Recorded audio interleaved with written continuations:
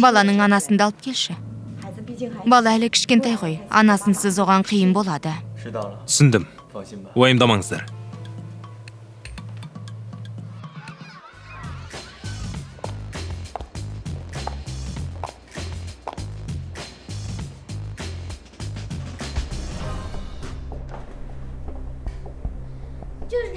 Мынау мені ұрған.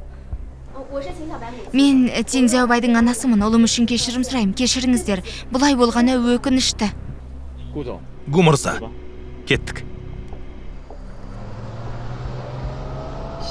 Егер ол әйел еркектің қойнына кез келген жолмен кіруге дайын болса, ол Гу әулетінің мүшесі болуға лайық емес.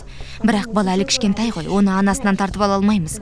Балақай кішкене бізге үйренсін, содан кейін анасын қуып жібереміз. Жай ғана кешірім жеткілікті деп ойлайсыз ба? Тыңдаңыз, бұлай болмайды. Сен біздің кім екенімізді және не істей алатынымызды білесің бе?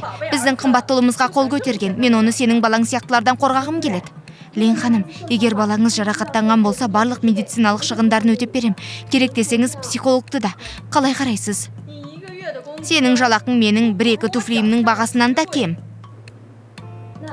Олай болса, не ұсынасыз? Балам, айта ғой.